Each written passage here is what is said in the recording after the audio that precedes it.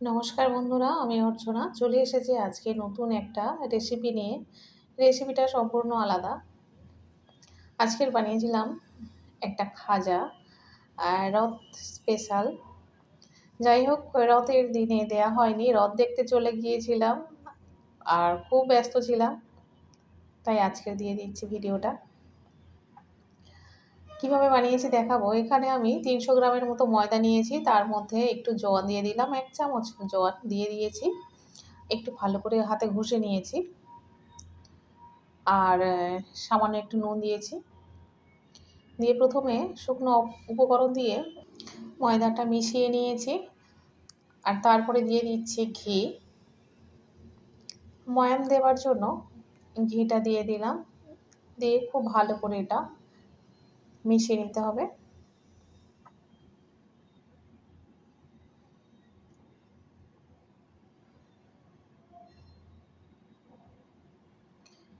এভাবে একটা দলা পাকিয়ে গেলে তখনই মনে হবে যে ঠিকঠাক আছে।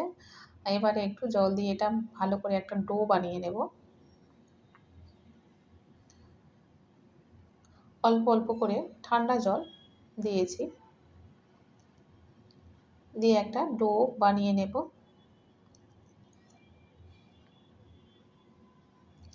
আরও একটু জল লাগলো। এবারে খুব ভালো করে এটা মাখিয়ে নিতে হবে। অনেকটা সময় নিয়ে ময়দাটা মেখে নিয়েছি।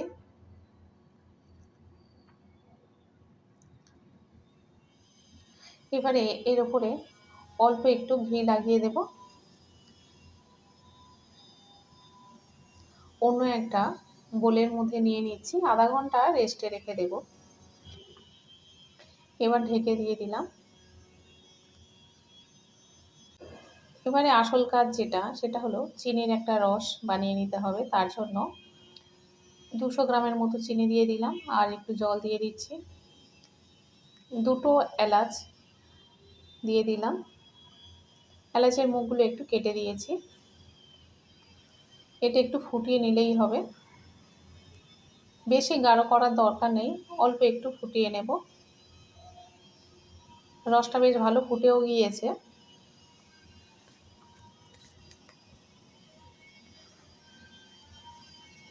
এটা হয়ে গিয়েছে। এবার এটা নামিয়ে ঠান্ডা করতে দেব। ঠান্ডা হতে বেশ সময়ও লাগবে। আর ততক্ষণে আমি যে ময়দাটা মেখে রেখেছিলাম সেটা দিয়ে খাস্তা গজাগুলো বানিয়ে নেব।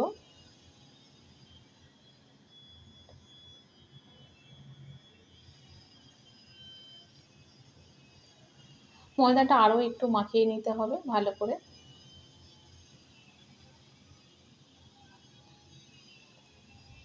এবারে এটা লেচি কাটবো, সেই জন্য খুব ভালো করে এটা মেখে নিচ্ছি। একটু সময় লাগে।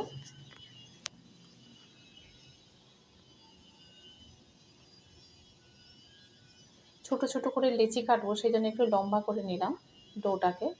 তারপরে একটা ছুরির সাহায্যে ছোট ছোট করে লেচি কেটে নিচ্ছি। ছুরি দিয়ে কাটলে কী হয়, সব সমানই হয়ে যায়, একটা ঠিকঠাক মাপ আসে।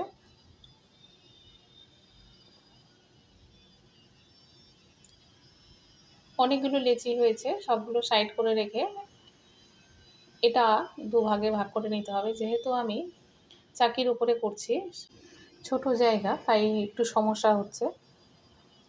যাই হোক, সবগুলো সাইড করে রেখে একটা একটা করে রুটির মতো পাতলা বেলে নিতে হবে।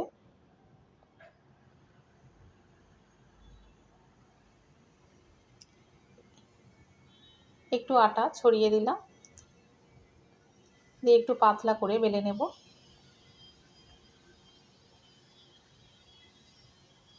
একসঙ্গে বেশি চাপ দিলে হবে না, খুব ধরে ধরে এটা বেলতে হবে।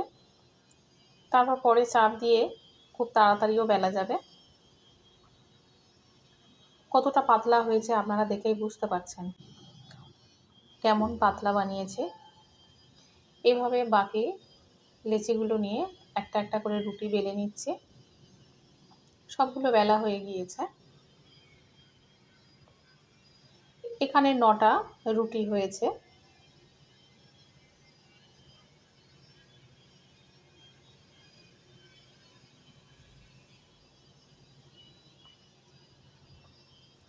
এবারে একটা একটা করে রুটি নেব আর অল্প একটু ঘি লাগিয়ে দিচ্ছি। তার উপরে সামান্য একটু ময়দা দিয়ে দেব, দিয়ে তার উপরে আরও একটা রুটি এভাবে দিয়ে দেব। একটা লেয়ার বানিয়ে নিতে হবে।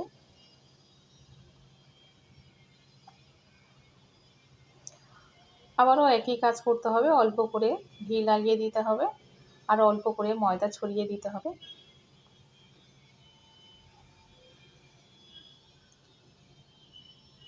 এভাবে একটা লেয়ার বানিয়ে নেব।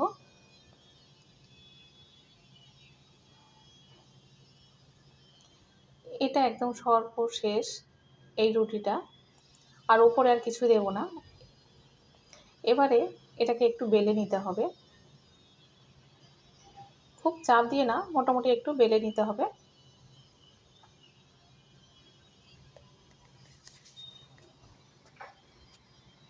এটা বেলে নিয়েছি, তারপরেও একটু ঘি লাগিয়ে দিচ্ছি, দিয়ে এটাকে বেশ ভালো করে টেনে টেনে একটা রোল বানিয়ে নিতে হবে।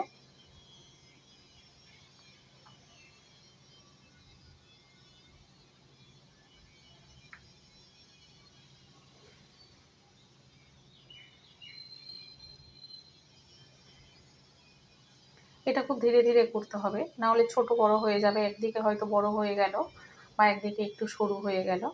আবার একটু ঘি লাগিয়ে এটাকে এরকমভাবে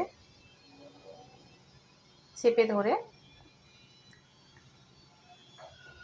এরকম জুড়ে দিতে হবে। এমনিতে এটা সেট হয়ে যাবে, অসুবিধার কিছু নেই। তারপরে এভাবে হাত দিয়ে একটু প্রেস করলে কি হবে, একদম সেট হয়ে যাবে, তখন আর খুব একটা বোঝা যাবে না বা ছেড়েও যাওয়ার ভয় নেই। এটা অনেকটা লম্বা হয়ে গিয়েছে, তাই ছুরি দিয়ে দুভাগ করে নিচ্ছি।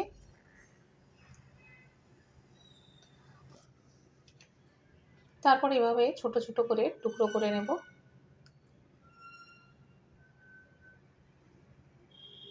এইরকম সাইজের সব কটা রাখবো, অনেকগুলো হয়েছে।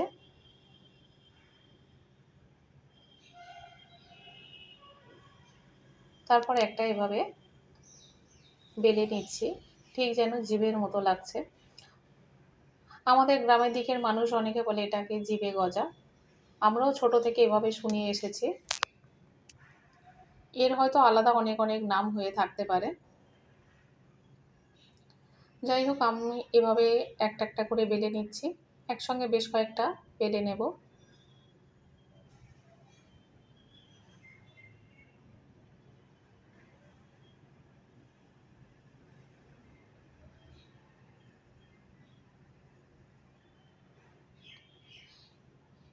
তেলটা খুব বেশি গরম হবে না, অল্প গরম থাকবে, সেই সময় একটা একটা করে গজাগুলো ফেলে দিতে হবে।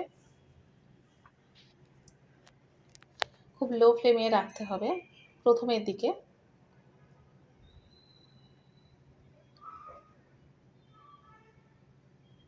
লেয়ারগুলো বেশ ছেড়ে দিয়েছে, দেখতেও বেশ ভালো লাগছে।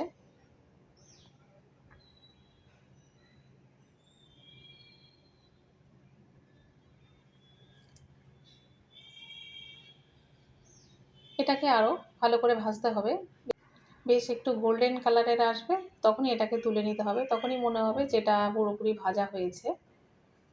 কত সুন্দর ভাজা হয়েছে দেখুন।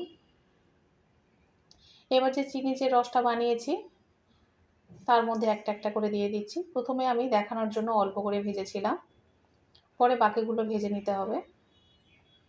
একইভাবে ভেজে নেব।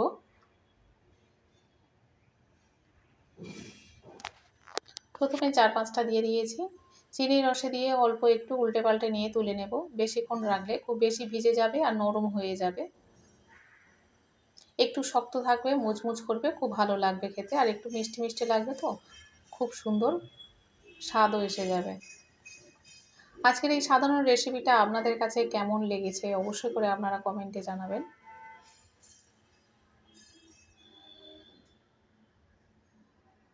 চিনির রস থেকে তুলে নেবার পরে দেখুন কত সুন্দর রয়েছে।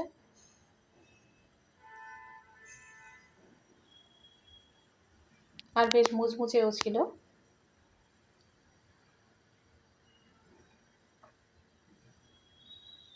কত সুন্দর দেখতে লাগছে দেখুন, লেয়ারগুলো এমনিই ছেড়ে যাচ্ছে।